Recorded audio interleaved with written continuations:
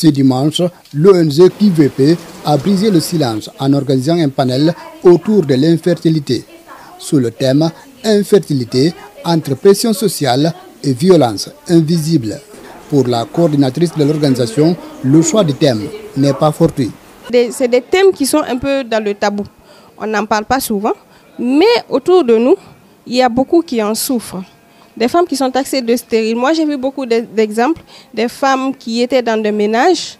On leur dit non, ce sont des sorcières, elles ne peuvent pas procréer. Elles sont stigmatisées par la société, au finish par leur mari, qui finit par les abandonner. Et il s'avère qu'au second ou au troisième mariage, elles arrivent à enfanter.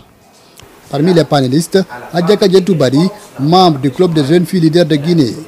Elle a souligné le poids des préjugés, c'est les femmes notamment.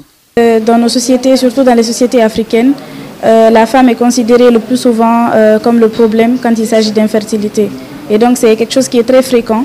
Elle est toujours pointée du doigt, comme quoi c'est elle qui est le problème et c'est elle qui n'arrive pas à donner des enfants. Alors que le problème peut être des deux côtés. Ce médecin a expliqué à l'assistance les causes possibles de l'infertilité, qu'elles soient médicales, environnementales ou liées au mode de vie, avant d'inviter les couples à consulter ensemble sans jugement ni précipitation.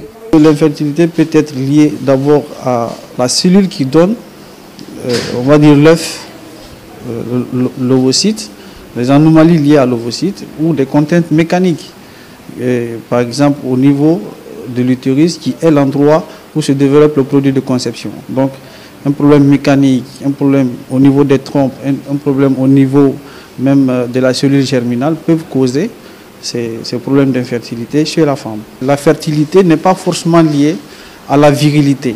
C'est que beaucoup de personnes ont tendance à penser.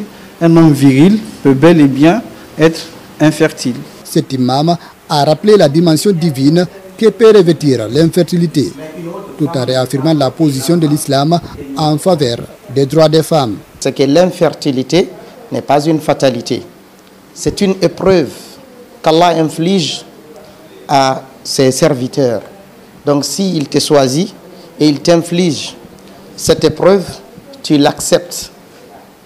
Il nous a dit dans le Coran, dans la sourate Ash-Shura, la consultation, il dit c'est à lui qui appartient la royauté des cieux et de la terre. Il crée ce qu'il veut.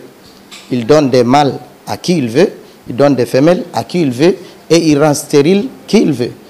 Le panel a permis de lever le voile sur un sujet considéré jusque-là tabou et de poser les bases d'une discussion plus ouverte sur l'infertilité.